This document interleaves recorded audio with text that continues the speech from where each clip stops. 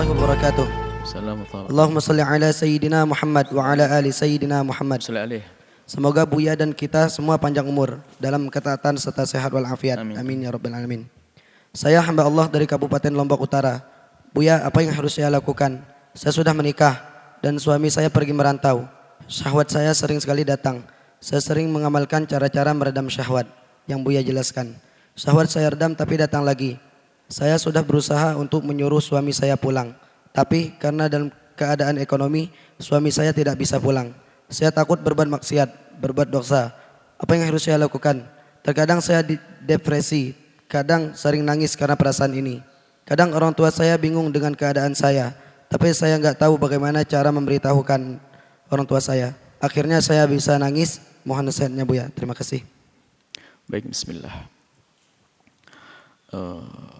Yang pertama adalah masalah syahwat. Syahwat adalah karunia Allah. Yang tidak punya syahwat adalah cacat. Karena syahwat itu adalah untuk naik pangkat. Kapan? Jika seorang bisa mengatur syahwatnya. Syahwat adalah karunia.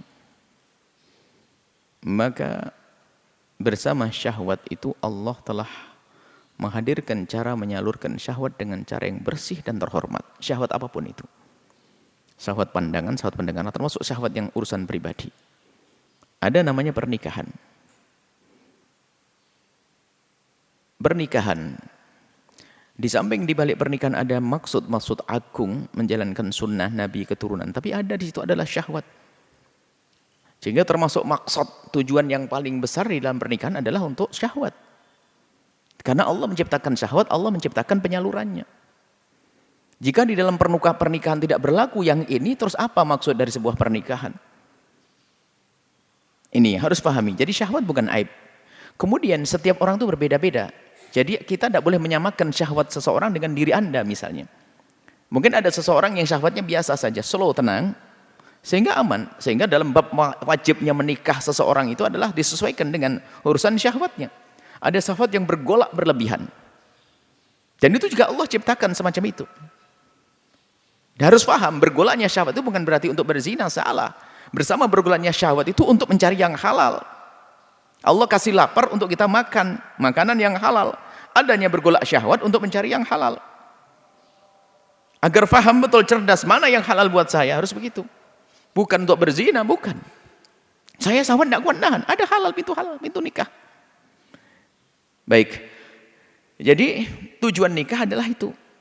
Untuk melampiaskan syahwat dengan cara yang halal. Dan itu mendapatkan pahala dari Allah subhanahu wa ta'ala dengan melampiaskan di yang halal. Begitu sebaliknya melampiaskan di yang haram adalah hina. Zina adalah hina dan rendah. Baik, kemudian syahwat itu bukan untuk kita cari-cari dan kita hadirkan. Sehingga dalam pernikahan mungkin bahasa sederhananya adalah orang bukan mencari sesuatu untuk membangkitkan syahwat. Memang kadang manusia itu seperti itu. Pengen cari makanan yang menguatkan syahwat, pengen ini syahwat. Syahwat itu artinya pernikahan adalah di saat syahwat bangkit ada pelampiasan yang halal. Bukan hidup kita adalah binatang pun tidak begitu, nggak ada binatang minum obat penguat itu nggak ada. Binatang sederhana selesai. Tapi manusia lihat. Pengen mencari sesuatu yang bisa mungkin ke syahwatnya. Mulai dari cara menu, kalau sudah dapat tawaran makanan menguatkan syahwat, dia senang semangat. Apa itu? Akan tapi ada sebagian orang nggak pakai itu pun syahwat bergolak, dan itu dari Allah, bukan dia sengaja mencarinya. Syahwat bangkit. Akan tapi di balik ini semua ada penyaluran yang halal. Ada memang orang yang naudzubillah mencari-cari syahwat. Mencari-cari syahwat contohnya adalah melihat tontonan, gambar-gambar yang gak layak. Kalau sudah syahwat itu diundang, gimana akan diusir? Makanya insya Allah yang bertanya ini adalah memang sudah berusaha mengusir syahwat yang bukan diundang. Tapi kalau kita yang mengundang syahwat, omong kosong. Bagaimana mengundang syahwat? Mengundang syahwat itu yaitu melihat film-film kotor dan sebagainya. Termasuk mohon maaf mengundang syahwat sehingga penyalurannya gak terlalu. Termasuk misalnya biarpun dengan pasangan yang berjauhan. Dengan pasangannya berjauhan bangkit syahwat, pelampiasannya di mana setelah itu? Maka menghentikan syahwat adalah dengan cara banyak memohon kepada Allah dan seterusnya. Jangan mengundang syahwat. Sehingga betul jika syahwat itu yang datang begitu saja, begitu mudah untuk kita usir. Contoh ada seseorang tiba-tiba bangkit syahwatnya. Dia mengambil air wudhu, baca Al-Quran atau sholat, atau dia mengadakan aktivitas yang lainnya akan hilang. Tapi yang repot adalah syahwat yang diundang dengan membuka internet dan sebagainya. Gimana kita bisa mengusirnya? Sehingga menjadikan sebab syahwat susah diusir, maka akan kebayang-bayang, akan menjadi berat di dalam menjalani hidup karena dia urusan dengan syahwat. Dan yang bertanya ini semoga termasuk golongan orang yang memang bukan mengundang syahwat, tapi tiba-tiba syahwat datang kepadanya, dan itu normal. Anda normal, wanita normal punya syahwat yang datang kepada Anda, kemudian Anda berusaha mengusir seperti yang sudah kami sampaikan di majelis yang lain, di pertemuan yang lain. Anda berusaha mengusir tapi kok masih ada syahwat ada. Wajar, Anda normal. Kemudian pelampiasan halal Anda adalah tidak ada, lagi berjauhan. Maka kami himbau, kedekatan itu penting. Jangan hanya mementingkan urusan yang artinya ekonomi, rezeki bisa dicari di mana saja. Tapi kalau urusan kehalalan ini harus dengan pasangan. Harus dengan pasangannya. Tidak bisa di tempat lain lalu melakukan zina, nggak boleh. Kemudian ini jawaban untuk yang pertama secara khusus.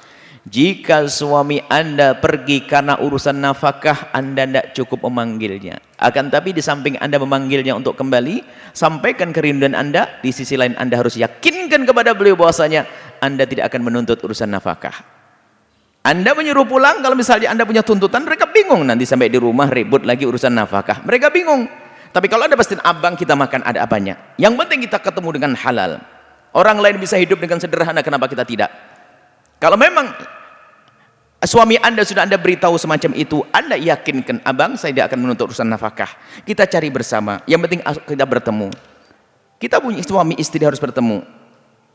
Nah, sampaikan hajat Anda sebagai seorang istri. Jika ternyata suami Anda kok tidak mau mendengar, menggubris, sementara Anda sudah bisa nerima apa adanya, tidak menggubris, maka ketahuilah kaidah sederhana, wanita yang tidak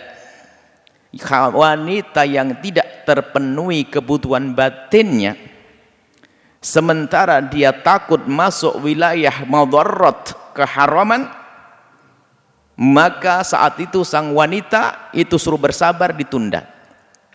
Menunggu kesabaran sampai diperkirakan 4 bulan seperti masa ila. Ila itu sumpah, seorang suami yang bersumpah tidak mau menggauli suaminya itu 4 bulan. Maka para ulama menyampaikan, seorang wanita bersabar sampai 4 bulan. Sudah minta pada suaminya sampai 4 bulan. Setelah 4 bulan kok tidak dikabulkan oleh sang suami, maka sang istri tidak dosa mengajukan ke mahkamah. Karena apa? Ini urusan pribadi yang tidak bisa diwakilkan kepada siapapun. Maka jangan disamakan. Hakim tidak perlu marah-marah. Kenapa kok ini perempuan? Oh, enggak benar ini. Loh, enggak. Ini urusan syahwat pribadi. Justru ini karena perempuan takut kepada Allah. Yang repot dan naudzubillah hina. Suaminya berjauhan, dia menikmati dengan laki-laki lain di rumahnya. Terhinakan di dunia dan di akhirat. Dosanya double. Dosa kepada Allah, dosa kepada suami. Akan tapi dengan cara mengajukan ke mahkamah minta untuk dipisah, setelah dicerai oleh mahkamah akan ngurusi suaminya. Memanggil suaminya, kalau suaminya nggak mau datang maka dicerai oleh sang suami, maka dia akan menikah setelah itu dengan suami yang baru lagi setelah masa iddah selesai. Jadi tidak bisa melakukan keharaman. Hati-hati, urusan syahwat ini beda, bisa menjadikan semua bermasalah. Karena urusan seperti orang lapar, bahkan lebih dari itu kalau urusan syahwat bangkit, apalagi zaman-zaman semacam ini. Maka tolonglah, kebersamaan itu penting, suami istri penting. Dan bagi seorang, nah kemudian masalah wajibnya seorang suami memberikan pelayanan pada istri seperti apa sih? Imam Ghazali menganjurkan, bukan suatu kewajiban, menganjurkan seorang suami itu hendaknya mendatangi istrinya itu paling tidak itu jangan kurang dari 4 hari. Digambarkan kalau istrinya 4 itu ketemu lagi, gambarannya kata Imam Ghazali. Atau seperti dikatakan oleh Imam Ahmad dan para ulama mengatakan, jangan sampai dalam masa suci tidak pernah didatangi. Karena ini dianggap sebuah kezaliman. Dalam sekali masa suci jangan sampai tidak didatangi. Tanpa uzur tentunya. Kalau ada uzur lain cerita, misalnya suami lagi ini. Tapi kalau sudah tidak datangi lebih dari 4 bulan, maka seorang istri kalau sabar tidak menuntut, no problem. Nggak ada masalah. Sebab secara qadha nggak bisa qadhi ikut campur gara-gara tidak bisa tidak digauli. Kalau istrinya rela nggak ada masalah. Tapi di hadapan Allah seorang suami yang menelantarkan ini haram. Jadi ada qada'an wa dayanatan di sini. Jadi kalau ada seorang suami tidak menggauli istrinya dan istrinya kok diam-diam enggak menuntut, maka secara qadi enggak boleh ikut campur. Tapi secara agama kalau karena kedzaliman sang suami enggak boleh, haram. Dosa. Nah, maka di saat sang suami tidak bisa memenuhi istrinya sebab apapun, bahkan kalau seandainya sakit sekalipun, karena kebutuhannya kebutuhan pribadi, nggak bisa diwakilkan ke siapapun. Pengabdian bisa diberikan. Seorang istri minta cerai, menikah lagi, tetap dia mengabdi, mungkin memberikan, mengirim uang atau mengirim pembantu, bisa saja. Tapi urusan yang ini tidak bisa main-main. Ini urusan syahwat, sehingga sampai 4 bulan, batas 4 bulan. Kalau ternyata sang suami tidak mau menggauli istrinya, maka saat itu sang istri boleh mengajukan ke mahkamah, diceraikan, kemudian setelah itu menikah dengan laki-laki yang lain setelah masa iddah selesai dan akan terpenuhi. Yang paling mengerikan hari ini adalah masalah perzinahan. Begitu mudah perzinahan. Dan kita mendengar berita di sana sini, sudah punya suami masih berzina. Na'udzubillah. Rendah sekali itu orang. Sudah punya suami. Maka bagi yang ingin selamat, seperti yang bertanya, pertanyaan istimewa, ini wanita mulia, solehah dia. Yang bertanya wanita solehah, suaminya jauh sementara syahwat yang bergolak, dia ingin cari solusi. Sudah berusaha untuk menjauhkan syahwat, akan tapi masih saja datang karena syahwat adalah fitrah. Maka solusinya adalah sampaikan kepada suami, kalau memang dalam tempo yang Anda tentukan tidak bisa pulang, kemudian tidak mau pulang, tidak merencanakan pulang, maka setelah itu Anda ajukan ke mahkamah dan Anda akan dicerai. Karena apa? Ini adalah kebutuhan pribadi Anda yang tidak boleh, yang tidak bisa diwakilkan kepada siapapun. Keselamatan akhirat lebih penting. Sehingga dikatakan oleh para ulama, boleh mengajukan tolak yang semula tolak dilarang menjadi boleh karena raf'ud dharar, untuk mengangkat kemadharatan, musibah bagi seorang wanita. Karena dia akan tersiksa dengan menjaga syahwat tersebut. Menjaga syahwat tersiksa bisa jadi suatu ketika kepleset dalam berzinaan. Kalau sudah syahwat bangkit, gelap mata, naudzubillah. Sehingga kalau sudah tidak punya malu akan menjadi pezina-pezina, lebih besar madharatnya. Maka boleh mengajukan perceraian. Seperti itu. Anda yang bertanya bisa mengukur ini semuanya. Dan jangan berkhianat, seorang perempuan dikit-dikit ngajukan cerai tanpa alasan yang jelas, nggak boleh. Atau naudzubillah karena sudah berpikir tentang laki-laki yang lain, nggak boleh. Tapi kalau sifatnya adalah karena memang suami tidak memenuhi urusan kebutuhan batinnya, benar-benar tidak peduli sang suami, nggak pernah menggauli, nggak pernah menyentuh, nggak pernah ini, maka setelah 4 bulan boleh ngajukan ke mahkamah. Dan suami zalim, haram. Kecuali suami ada uzur. Mohon maaf, uzurnya apa? Impotensi, sakit, dan istri rela, maka ya nggak ada masalah. Tapi kalau suaminya tidak ada uzur dan dia bisa mendatangi istrinya, kemudian istri yang menghendaki, menginginkan, lah kok tidak memberi, maka sang suami zalim dan haram, dosa hukumnya, fasik dia. Karena apa? Ini menyiksa hati seorang wanita di bawah naungannya tapi tidak diberi. Seperti hal di nafkah zahir juga demikian. Hanya kalau nafkah zahir langsung qadaan, qadhi bisa bermain di sini. Tapi kalau nafkah batin, qadhi tidak akan bermain kecuali wanita mengajukan ke mahkamah. Wallahu a'lam bissawab.